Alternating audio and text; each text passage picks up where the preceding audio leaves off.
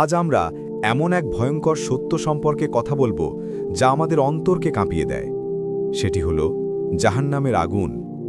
আল্লাহ তাআলা কোরআনে অসংখ্য স্থানে জাহান্নামের আগুনের কথা বলেছেন, যাতে মানুষ ভয় পায় এবং আল্লাহর দিকে ফিরে আসে। কিন্তু দুঃখজনকভাবে আমরা অনেকেই এসব সতর্কতাকে অবহেলা করি। অথচ এটি কোনো কল্পকাহিনী নয়, বরং এটি এমন এক বাস্তবতা যা থেকে কেউ বাঁচতে পারবে না যদি আল্লাহর দিকে ফিরে না আসে। কোরআনে আল্লাহ বলেন, তোমরা নিজেদেরকে এবং তোমাদের পরিবারকে আগুন থেকে বাঁচাও, যার জ্বালানি হবে মানুষ ও পাথর। সূরা তাহরিম 6। ভাবুন একবার, সেই আগুনের জ্বালানি হবে মানুষ নিজেই। এই আগুনের তীব্রতা পৃথিবীর আগুনের মতো নয়।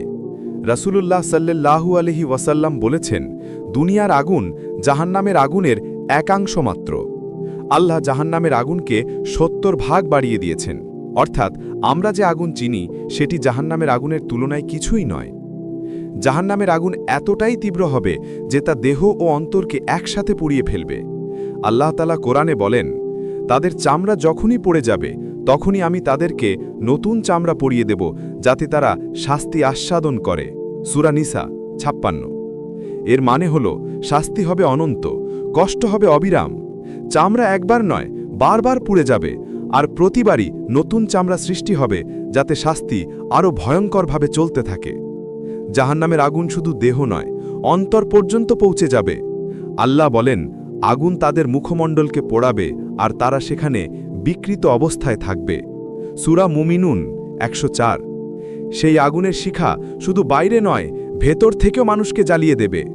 হাদিসে এসেছে, দোজখের আগুন এমনভাবে প্রজ্বলিত হবে যে মানুষের অন্তর পর্যন্ত ছিন্ন বিচ্ছিন্ন হয়ে যাবে।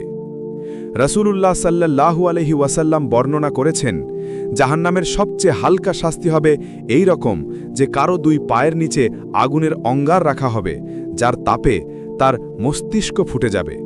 এটাই হবে সবচেয়ে হালকা শাস্তি। অথচ আমরা কল্পনাও করতে পারি না কতটা ভয়ঙ্কর তা হবে। তাহলে যাদের জন্য সবচেয়ে কঠিন শাস্তি নির্ধারিত আছে, তাদের অবস্থা কেমন হবে? জাহান্নামের আগুনের সাথে থাকবে বিশাল শিকল ও শিকড়। আল্লাহ বলেন, তারপর তাকে পাকড়াও করো এবং শিকলে বেঁধে ফেলো, যার দৈর্ঘ্য হবে ৭০ হাত।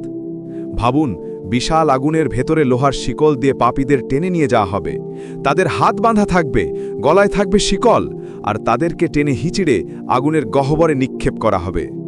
আল্লাহ বলেন, যখনই তারা জাহান্নাম থেকে বের হতে চাইবে তখনই তাদের আবার ফিরিয়ে দেয়া হবে এবং বলা হবে, আস্বাদন করো আগুনের শাস্তি। সূরা হজ ২২। অর্থাৎ জাহান্নামে প্রবেশ করার পর আর কোনো মুক্তি নেই, আগুনের শাস্তি থেকে বাঁচার কোনো পথ নেই। তারা বারবার পালাতে চাইবে, কিন্তু আগুন তাদেরকে গ্রাস করবে। হাদিসে বর্ণিত আছে, জাহান্নামকে আনা হবে কিয়ামতের দিন, তার ৭০,০০০ লাগাম থাকবে। প্রতিটি লাগাম টেনে আনবে ৭০,০০০ ফেরেশতা।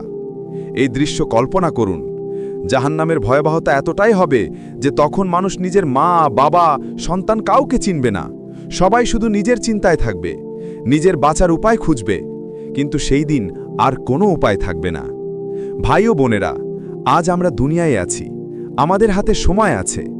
আমরা যদি আজই আল্লাহর দিকে ফিরে আসি, নামাজ কায়েম করি, হারাম থেকে বাঁচি, আল্লাহকে ভয় করি, তাহলে আল্লাহ আমাদেরকে এই ভয়ঙ্কর আগুন থেকে রক্ষা করবেন। কোরআনে আল্লাহ বলেন, নিশ্চয়ই যারা আল্লাহকে ভয় করে তাদেরকে বাগানসমূহে এবং নদীসমূহে প্রবেশ করানো হবে। সূরা কাদার ১৫। তাহলে আসুন আমরা সবাই আল্লাহর দিকে ফিরে আসি। আমরা যেন দুনিয়ার ক্ষণস্থায়ী আনন্দের জন্যে সেই চিরস্থায়ী আগুনকে বেছে না নিই। কারণ জাহান্নামের আগুন কোনো সাধারণ আগুন নয়, এটি এমন আগুন যা দেহ, মন ও অন্তরকে জ্বালিয়ে দেবে অনন্তকাল ধরে। আল্লাহ আমাদের সবাইকে জাহান্নামের আগুন থেকে হেফাজত করুন এবং জান্নাতুল ফিরদৌসে স্থান দান করুন। আমিন।